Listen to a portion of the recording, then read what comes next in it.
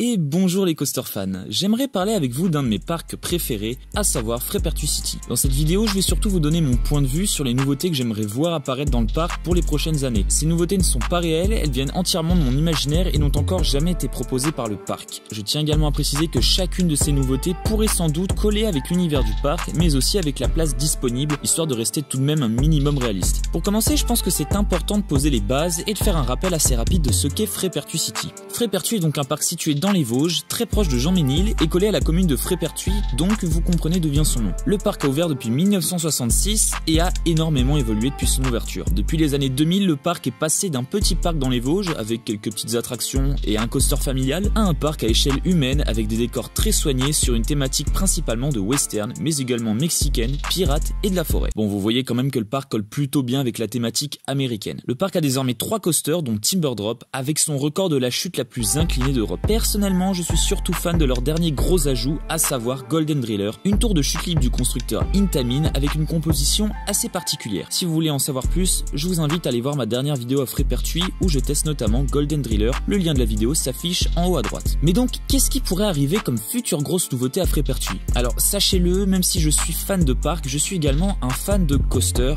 d'où le fameux nom que je vous donne à chaque début de vidéo. Et j'avoue que voir arriver un 4e coaster à Freepertuis me plairait beaucoup. Le problème c'est que Freepertuis est, comme je l'ai dit, un parc à échelle humaine. Il n'est vraiment pas très grand. C'est d'ailleurs ce qui fait un de ses principaux atouts, un parc très condensé où il est impossible de s'y perdre, avec quand même une gamme très variée d'attractions et de décors. Mais du coup, on ne peut pas espérer à Freepertuis un coaster de chez Bolliger et Mabillard par exemple, qui sont souvent plutôt grands et donc même s'ils peuvent potentiellement traverser tout le parc, j'ai bien peur que ça ne le gâche si un seul gros coaster prend quasiment toute la superficie. Il faudrait donc un coaster qui puisse être compact. Rien qu'en regardant Timberdrop, on comprend tout de suite qu'un coaster à sensation à Freepertuis est possible du moment que la place utilisée soit très faible. C'est pourquoi l'une des prochaines nouveautés que j'aimerais voir serait un wooden coaster. Ben oui, les coasters en bois peuvent être des vrais sacs de nœuds tout en étant excellents, rapides et bourrés de virages serrés et d'airtime. Je pense notamment à un coaster familial en bois du Gravity Group qui certes ne sont pas forcément très hauts mais qui pour autant ont une réputation d'être très sensationnels. En plus, la thématique du bois en général est très présente à Freepertuis, notamment dans le fond du parc, près de Timberdrop et du Flume. D'ailleurs, c'est là que je verrais bien la gare, juste à côté du Flume. Le coaster pourrait s'entremêler avec l'attraction aquatique, ce qui pourrait être super sympa. Peut-être également le faire déborder dans la forêt juste à côté, mais petit problème, je ne sais pas si cette zone peut appartenir au parc, et si oui, est-ce qu'on peut y construire quelque chose? Mais faut avouer quand même qu'une petite partie du coaster dans les bois, ce serait vraiment sympa. Bon après, je vais pas vous le cacher, moi j'aimerais surtout voir un coaster de chez RMC à Freepertuis. Même un petit, mais avec quelques inversions des airtime bien éjector. Mais là, je pense que je m'emporte un peu, parce que les RMC sont surtout réputés pour être des coasters très forts en termes de sensations, et Freepertuis a surtout un public très familial. Mais bon, depuis l'arrivée de Golden Driller qui est quand même bien sensationnel, on peut espérer ce genre de nouveauté. Bon, un coaster c'est cool, mais qu'est-ce qu'on pourrait rajouter d'autre? Quelque chose de plus familial, mais qui pour autant attirera un grand nombre de personnes. Oui, j'aimerais énormément voir un beau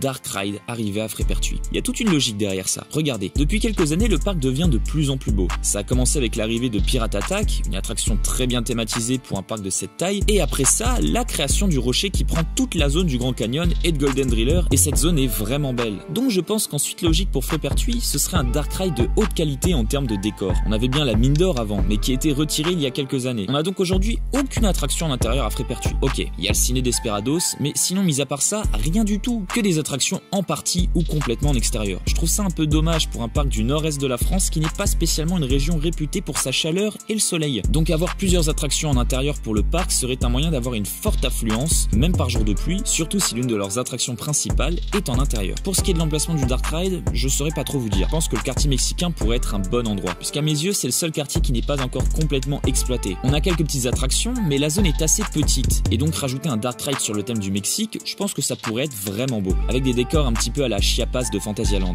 Même s'il n'y a pas l'air d'avoir beaucoup de place dans cette zone, il ne faut pas oublier qu'un Dark Ride peut prendre très peu de place, surtout si on fait un Dark Ride sur plusieurs étages, par exemple avec un ascenseur à mi-parcours. Alors j'ai conscience que tout ça serait très coûteux pour le parc, mais quand on voit que les gros investissements de Freepertuis sont de plus en plus coûteux et que le parc ne cesse d'augmenter son nombre de visiteurs, on arrivera donc forcément un jour à une attraction de cette envergure, même si elle doit coûter assez cher. Pour finir, une dernière attraction pourrait être installée à Freepertuis, en n'étant pas forcément très chère et ne prenant pas beaucoup de place. Ce serait un flat ride. Pour ceux qui savent pas ce que c'est, les flat rides sont des attractions à sensation autres que les coasters. Et d'ailleurs, Golden Driller n'est pas un flat ride puisque les tours de chute n'en font pas partie. Après, le pourquoi du comment, je sais pas, mais en tout cas les free fall, ce ne sont pas des flat rides. Alors n'importe quel flat ride, en général, prend très peu de place. Personnellement, j'ai pas forcément une grande préférence plus. Enfin, bien sûr, au moins quelque chose de minimum sensationnel. Mais c'est vrai que quand on regarde, niveau gros flat ride, on n'en a pas à Frépertuis. Ils sont tous en général très familiaux, ce qui est logique comme j'ai dit précédemment, mais Golden Driller pourrait bien avoir un adversaire de taille, du genre un top spin ou un giant frisbee, qui peuvent être plutôt bien thématisés en plus. Voilà, je pense que j'ai à peu près fait le tour. J'aurais bien sûr pu rajouter d'autres choses, mais ce sera peut-être pour une prochaine fois. N'hésitez pas à me dire ce que vous avez pensé de la vidéo en commentaire, à me donner votre avis sur les possibles nouveautés de Frépertuis et celles que vous aimeriez voir apparaître, vous abonner pour ne pas manquer les prochaines vidéos, likez celle-ci pour me soutenir et si elle vous a plu, je vous invite également à me suivre sur Instagram. Alors c'est pas le seul réseau social où vous pouvez me retrouver, mais c'est celui où je suis le plus actif. J'espère vous retrouver pour une prochaine vidéo et sur ce je vous dis à plus les coaster fans.